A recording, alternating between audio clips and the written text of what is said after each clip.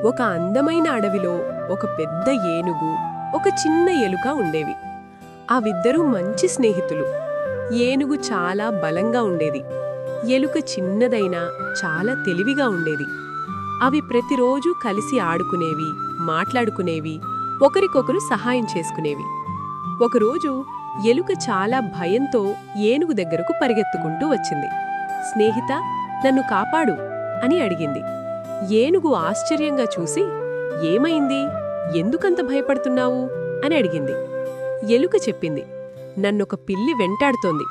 అది నన్ను పట్టుకుని తినాలని చూస్తోంది. నేను చాలా భయపడుతున్నాను.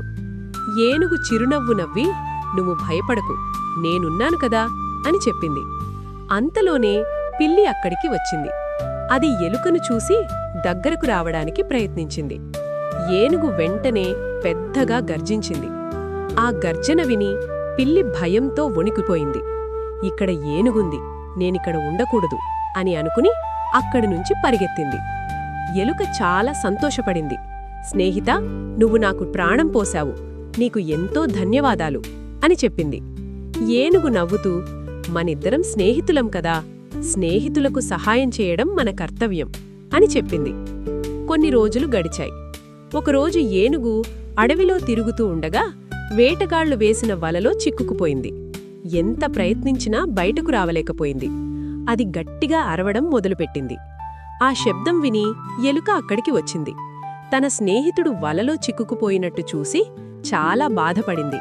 వెంటనే, భయపడకు స్నేహితా, నేను నిన్ను తప్పిస్తాను అని చెప్పింది. ఎలుక తన చిన్న పళ్లతో వలను కొరుక్కుంటూ కోయడం ప్రారంభించింది. కొద్దిసేపటికి వల తెగిపోయింది. ఏనుగు బయటకు వచ్చింది. అది చాలా ఆనందించింది. ఎలుకా, నువ్వు చిన్నదైనా నాకు ఎంత పెద్ద సహాయం చేశావో తెలుసా? నువ్వు లేకపోతే నేను బయటకు రావలేకపోయేవాణ్ణి అని చెప్పింది. ఎలుక నవ్వుతూ, స్నేహంలో పెద్దవాడు, చిన్నవాడు అనే తేడావేదు, అవసరమైనప్పుడు సహాయం చేయడం ముఖ్యం అని చెప్పింది. ఆ రోజునుంచి అవి మరింత మంచి స్నేహితులుగా మారాయి. ఒకరికొకరు ఎప్పుడూ తోడుగా ఉండేవి. అడవిలోని మిగతా జంతువులు కూడా వారి స్నేహాన్ని చూసి ఆనందించేవి. నీతి: స్నేహంలో పెద్దవాడు, చిన్నవాడు అనే తేడా లేదు. నిజమైన స్నేహితులు ఎప్పుడూ ఒకరికొకరు సహాయం చేస్తారు.